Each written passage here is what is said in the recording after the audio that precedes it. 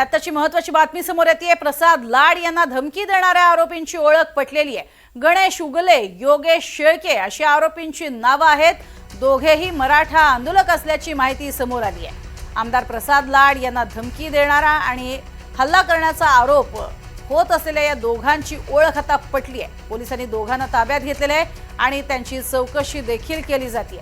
दोघेही मराठा आंदोलक आहेत आणि या दोघांनी मिळून प्रसाद लाड यांना धमकी दिलेली होती। त्याचबरोबरीने त्यांच्याशी अर्वाच्य भाषेत संवाद साधला होता। मात्र आता या दोघांचीही ओळख पटलेली आहे। हे नेमके कोण आहेत याबद्दल प्रश्न विचारला असता स्वतः मनोज जरांगे पाटील यांनी सुद्धा याबद्दल आपल्याला कल्पना नाही असं म्हटलेलं होतं। मात्र अशा स्वरूपात धमक्या दिल्या जाऊ नयेत असं देखील त्यांनी म्हटलेलं होतं। तर दुसरीकडे गणेश उगले आणि योगेश शेळके अशी या दोन आरोपींची नावे आहेत। हेच दोघे प्रसाद लाड रात्री ज्या हॉटेलमध्ये थांबलेले होते तिथेच होते।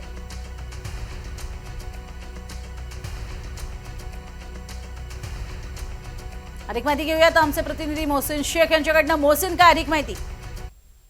नक्कीच ज्या दोघांना ताब्यात घेतलं आहे त्यांची नावं देखील समोर आलेली आहे। योगेश उगले आणि गणेश शेळके अशी या दोघांची नावं आहे आणि ही दोघंही या दोघांनी लाड यांच्या पीएला फोन करून धमकी दिल्याचा आरोप आहे। आणि या सोबतच लाड ज्या हॉटेलला थांबले होते त्या परिसरात ते संशयितरित्या फिरत होते असं पोलिसांना संशय आला आणि त्यानंतर पोलिसांनी ताब्यात घेतलंय। आज जी माहिती मिळते त्यानुसार पोलिसांनी गुन्हे शाखेने या दोघांना ताब्यात घेतलेला आहे। त्यांचा तपास देखील केला जातोय।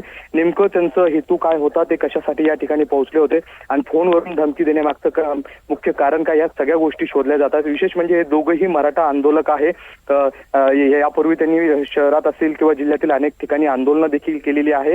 गेल्या वेळी देखील जो मनोज जरांगे यांच्या विरोधात मेळावा झाला होता त्या मेळाव्यात देखील यांची महत्वाची भूमिका होती असं आरोप करण्यात आला होता। आणि त्यामुळे एकंदरीत एकीकडे जरांगे यांच्या आंदोलनाची हालचाली सुरू आहे। प्रसाद लाड त्यांना भेटण्यासाठी जातात आणि दुसरीकडे या दोन आंदोलकांना पोलिसांनी ताब्यात घेतलाय ज्यांच्यावर प्रसाद लाड यांना धमकी दिल्याचा आरोप आहे। आता या सगळ्या प्रकरणानंतर पोलिसांच्या तपासातून नेमकं काय समोर येतं हे पाहणं महत्त्वाचं असणार आहे। नक्कीच। मात्र त्यांचा प्रत्यक्ष जरांगे पाटलांशी काही संबंध आहे का, काही ओळख आहे का, याबद्दल काही अधिक माहिती कळू शकलेली आहे का? कारण जरांगे पाटलांना काहीच कल्पना नव्हती या संदर्भात। नक्कीच हे सगळे जे दोन जण ताब्यात घेण्यात आलेले हे सगळे मनोज जरांगे यांचे जुने सहकारी आहे।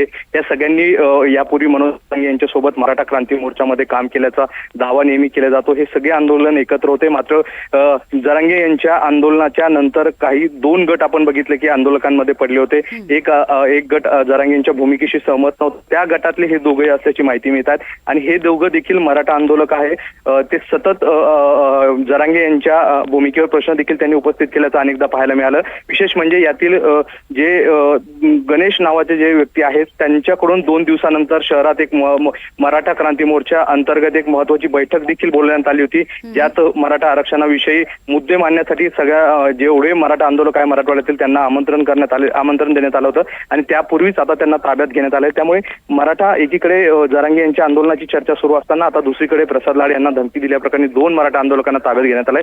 त्यामुळे नेमकं हे प्रकरण काय आहे ते पोलिसांच्या तपासानंतरच समोर येणार आहे। नक्कीच। धन्यवाद मोहसिन या संपूर्ण सविस्तर माहितीसाठी।